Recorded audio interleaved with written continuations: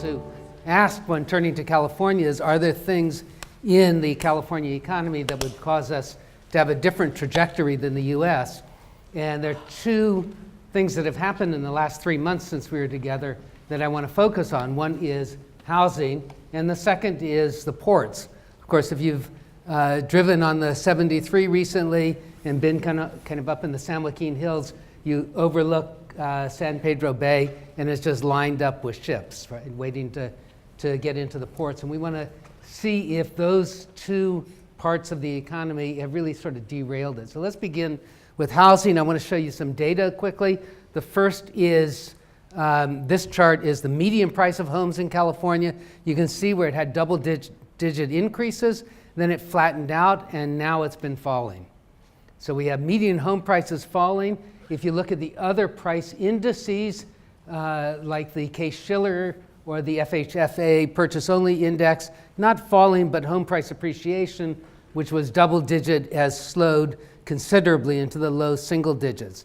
Moreover, home sales in California have fallen. And if you look over on the right-hand side here, over there, that looks like it's about the same as last year. It's actually lower. The lowest home sales we've had since back in the Great Recession.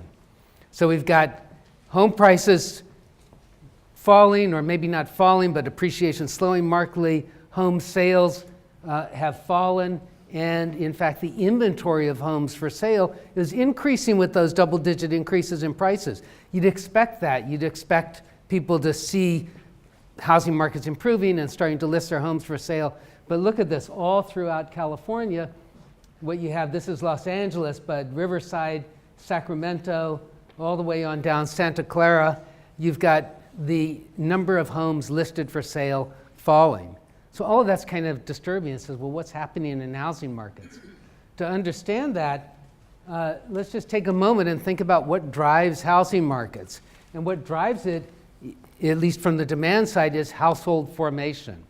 And household formation comes from jobs, and we've had great job growth in California. The latest numbers showing more than 3% job growth last year, 1.8 million new jobs since the depths of the recession.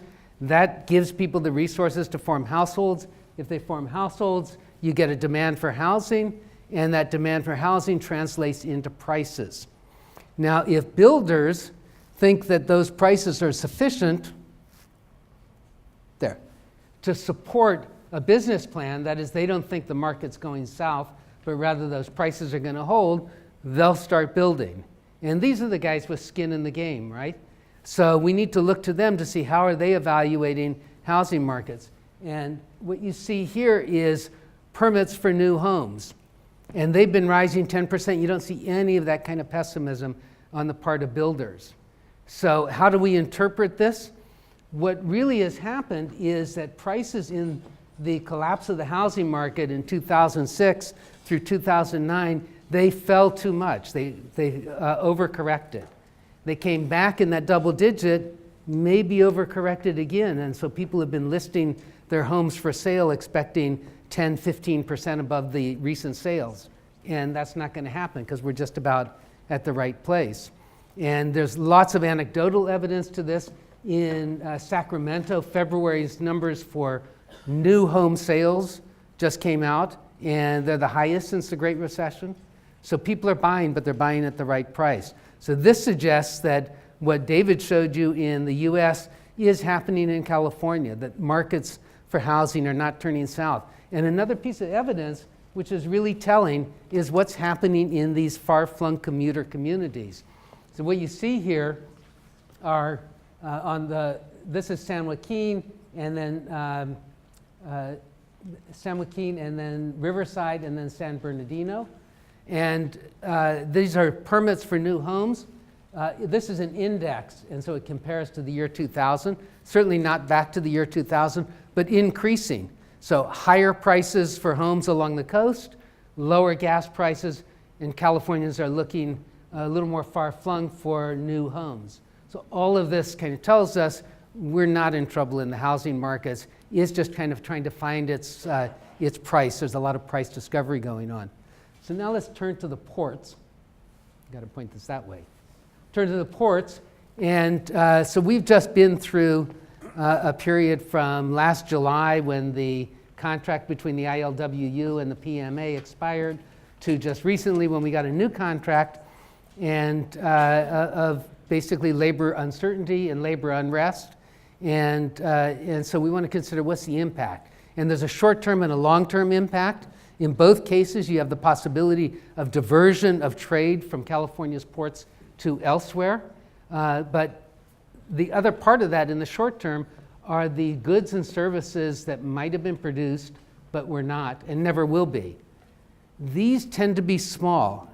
We won't know until after the fact, but they're usually overestimated during the time of the labor dispute, and they end up being very small. These are things like meals that would have been provided by food trucks for dock workers that weren't because the dock workers weren't at work.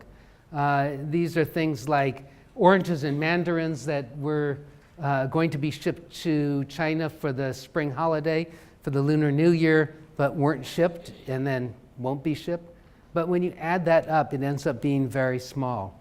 So in the near term, we don't think there's going to be a big impact unless it's through diversion. In the longer term, diversion is much more of an issue, but also when you think your supply chain is much riskier, you tend to bring it back and get rid of that risk. And we're seeing for many reasons, and this might accelerate it, manufacturing coming back from Asia, either to the US or Mexico or Canada to be closer to the customers. So let's take a look at diversion. First, in the short term, this is a map. This is a map produced by Parsons Brinkerhoff for the US Department of Transportation, and it outlines kind of the routes of goods into the US. You may not be able to see this too well, but if you look at those blue circles, so those are major cities, the shortest time to get to those major cities, sometimes by a week, is through West Coast ports, not through the Suez Canal. And so we still have a real advantage in terms of time. The other problem is the Suez Canal right now, not Suez Canal, Panama Canal. Sorry, the Panama Canal is congested. So you're looking at stacking up ships the same way they are in San Pedro Bay right now. And so that's not a great alternative. You could use the Suez Canal. I knew that was coming up. You could use the Suez Canal, but that adds another week to your transportation. And then you have some options of two ports in Canada, Prince Rupert and Vancouver Metro. Fairly crowded ports, and also there's a labor dispute that hasn't been settled with CNA, Canadian Railways. It's the only way to get goods out, so that's still risky. Or Lazaro Cardenas down in Mexico. And Lazaro Cardenas, while it's a large port, it adds time getting to the US, and the port was taken over a little over a year ago by the military because of all of the drug cartel activity in that area. And even though they're making progress, they arrested La Tuta a week ago, there's still a lot of drug cartel activities. So you don't have a lot of options, which is why we think that diversion in the near term is going to be minimal. Turning to the long term,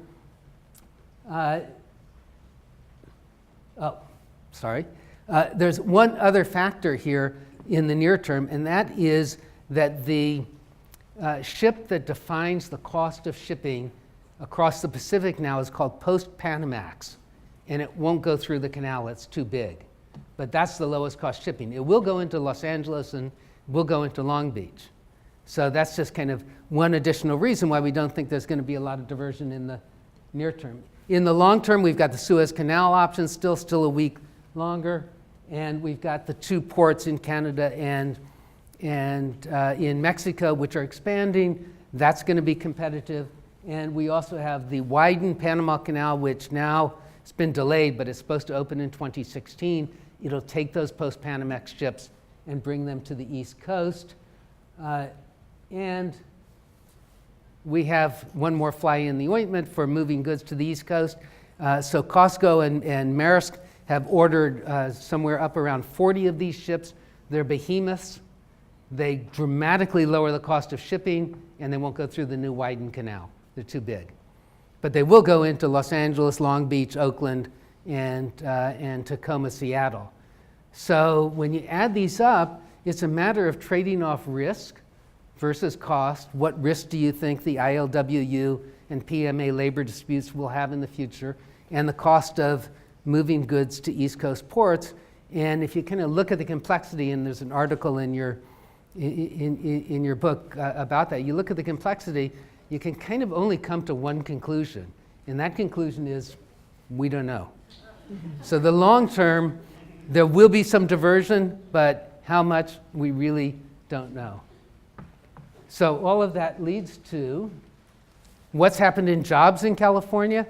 We just had a revision, an upward revision, fairly dramatic actually, and when that's all said and done, we're 3.1% above our previous peak in payroll jobs. Similarly, in total employment measured by the household survey, that's where we get our unemployment numbers from. Unemployment's been coming down, and the California economy, compared to other states, is in the top 2. It has been, and it remains there. So California is growing and on the move, and that leads to our forecast. So our forecast is for job growth, 2.2% this year, 2.3% the next year, and consistent with what David showed you for the US economy, 1.6% the year after. That's growing faster than the US. That gives us an unemployment rate that ends up at the end of our forecast period that's only marginally, just a couple of ticks above the US rate, which is really where we expect it to be because California's workforce is much younger than the workforce in the US on average, and that leads to a higher unemployment rate. That gives us personal income growth, and we have pushed our housing growth a little bit more because of that evidence. So we're starting to get building of single-family homes in the inland parts of the state once again. So to finish up, I just wanted to show you this on the information sector because that's what we're going to be talking about today. This is jobs in the information sector right here, and then how does that break down? And if you look at this, these are blue is growth, other information services, software publishing, telecommunications, data processing, other motion picture and sound recording, and that's distribution and the like. Over on the right-hand side, motion picture and video production, newspaper and periodicals, and cable and subscription. So in the state as a whole, and William is now going to come and talk about data that describes it in Los Angeles and Los Angeles compared to the US. But in the state as a whole, it's pretty clear this is an industry in transition and one that we need to understand better. So I am going to now turn it over to William to talk about the landscape of California, of Los Angeles rather.